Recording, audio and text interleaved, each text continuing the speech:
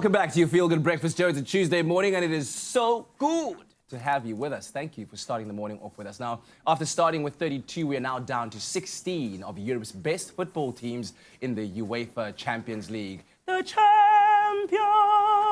I feel like there should have been music interlude there. Anyway, so with the group stage coming to an end in last week, the fixtures list for the first round of knockout matches was finalized yesterday as the round of 16 draw took place. And sports journalist, in fact, award-winning sports journalist Carl Lewis joins us this morning to share his thoughts on the UCL draw. Good to have you here, man. I've got to congratulate you on your incredible year that you've had. Thank you. Well deserved. Thank you. Yeah. Appreciate it. And from a sporting point of view, before we even tackle the round of 16, have you been entertained when it came to the UEFA Champions League this year?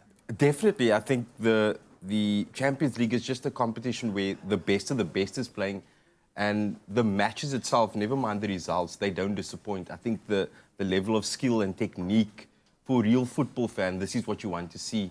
And that's what makes the Champions League so special.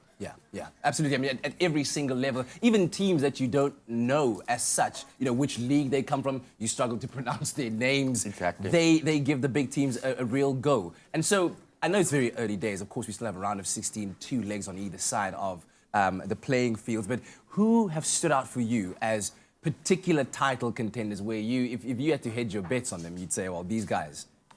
Very, very tough question. Yeah. The one thing I'll always stick with Barcelona. I think they just have the European pedigree. Plus, they never lost their match in the group stages. Okay, And cool. they do have Leo Messi, which always means you're in with a chance. So they definitely someone to watch.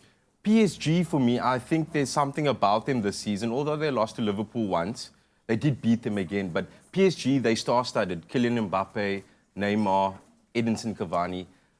If you have those three, again, you're always in with a chance of winning and scoring goals. So for me, Barca and PSG can never count out Real Madrid, despite losing Ronaldo. Yeah. I mean, they're still a force to be reckoned with. You know? And they've got the European pedigree. They Exactly. are the reigning champions. Exactly. And then Ronaldo and Juventus. Yeah. I think Juventus bought Ronaldo for a specific reason, other than marketing, to get them that Champions League. You know, they've made the final, I think, twice in the last 4 years. Yeah, And yeah. They can't get over that final hurdle.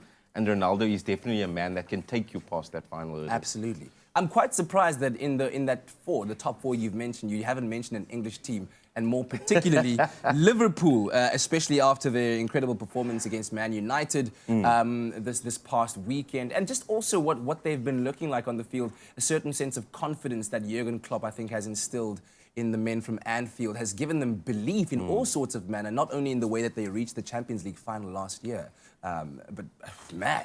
Yeah. You wouldn't put your money on them. I feel like I would. They could strike the terror into any team's hearts. Definitely, but they have a very tricky draw against Bayern Munich. This is true. Bayern Munich, I mean, they are perennial semi-finalists, quarter-finalists in the Champions League.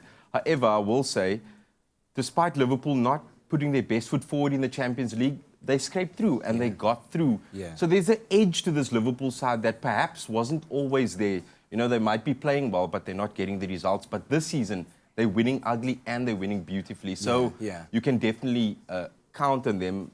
You could put a little bit of money on them. I don't want to go too far. But Man City is another one. They have the potential to dominate any game possession-wise. So they're also someone you just can't count out. Now I'm suddenly have 6 favourites. Now you're all over the place and you don't know.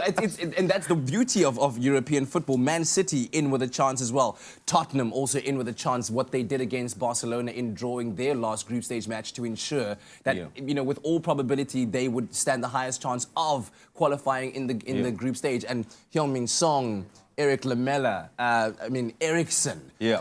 Kane, you just dropped those names and already... Whew. I think the Spurs-Dortmund match is my match of the weekend. That Dortmund side, they're leading the Bundesliga. They've got 18-year-olds, 19-year-olds starting, about 4 or 5 19-year-olds starting for them. They're a very exciting team to watch. Yeah. And for me, Tottenham is a team that, although Barcelona gave them a bit of a hiding at Wembley, they are a team that can handle big European matches if you look at the past few years. So... Dortmund, Spurs, very exciting time. All right, looking at that, pick your match of the round of 16, please, sir. 1, Which is Tottenham, Dortmund. Tottenham, Dortmund, and then Liverpool, Bayern. Those are two quality sides. Those are going to be great matchups indeed. And of course, the future of Jose Mourinho hanging in the balance most precariously as people look forward to Manchester United versus PSG. That's my pick of the match. I hope it's a 6-0 one way or another. Carl, thanks so much for joining us, man. Pleasure. Enjoy European football. Of course, we'll keep updating you with all things sports. And you can tweet us at Expresso Show to share your thoughts.